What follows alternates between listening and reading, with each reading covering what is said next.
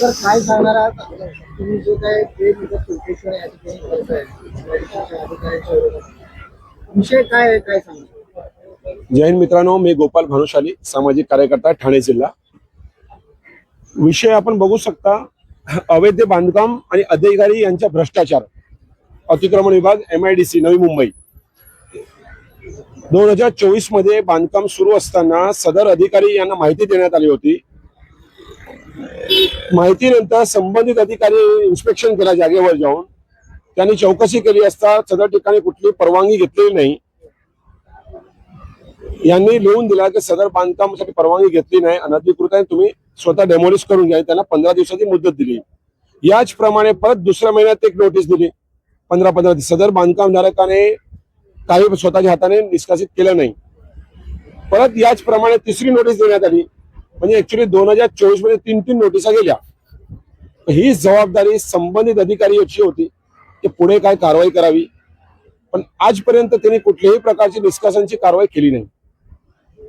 आणि यामध्ये त्यांनी मोठा भ्रष्टाचार केलेला आहे.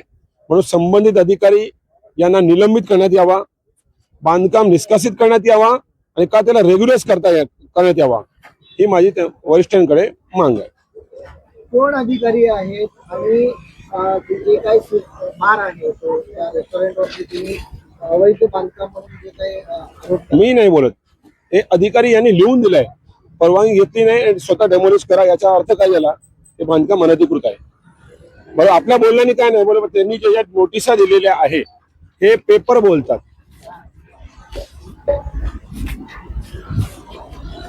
का त्याच्यावरती कारवाई करत नाही असं तुम्हाला वाटतं? सर, याच्या कारवाई करत नाही तर यांच्यावरती धनश्रीची मेहरबानी झाली आहे.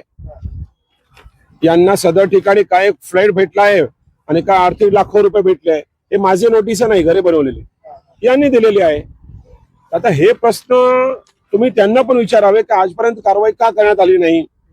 या अगोदर सदर ठिकाणी सावकार साहेब होते, सावकार,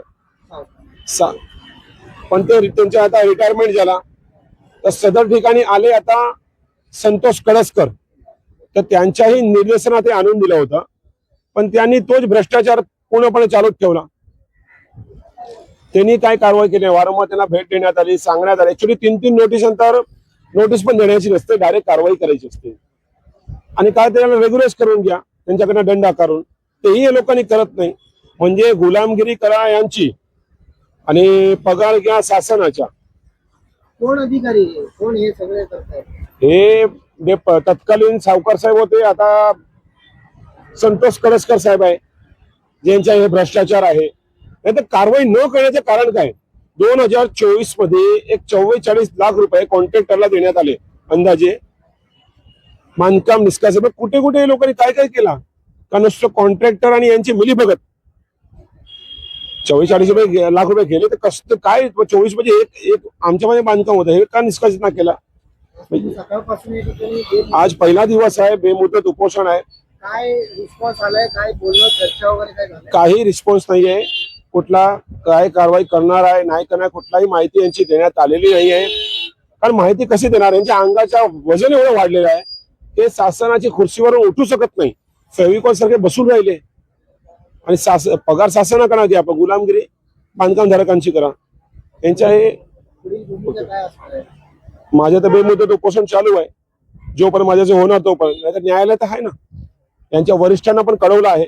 ऍक्च्युली जे अंधेरीमध्ये बसतात त्यांचे वरिष्ठ CO साहेब, त्या वेलुस्कर साहेब, त्यांना पण पत्र देण्यात आलं होतं ना की बांधकाम निष्कासित करा आणि काम यांना निलंबित तर करा, ते रेग्युलाइज करून द्या. सर्व याच्यात बरोबर लिहिलेलं आहे, पण कोणी काही केलेला नाही. तर न्यायालयाची भूमिका, आपला न्यायालय अधिकारी इन्व्हॉल्ड आहेत असं वाटतं? आता कोण ज्या यांच्यावरती काही कारवाई होत नाही तिकडे कारवाई नाही होत, म्हणजे सर्व आहे ना. मग शेवटी न्यायालय म्हणजे नोटीस सर्वांना जाणे ना. आणि न्यायालय आपण यांना वरिष्ठांना आपण विचारू शकत नाही. तू कोर्ट तर विचारणार ना, तू का नाही केला, यांच्यावरती कारवाई तुम्ही का नाही घेतली. म्हणजे एक स्टेप वाईज आपण चाललेलो आहे. जो पण आपली तब्येत लढते हॉस्पिटलमध्ये जमा होऊन नंतर आल्यानंतर डायरेक्ट कोर्टात जाऊ.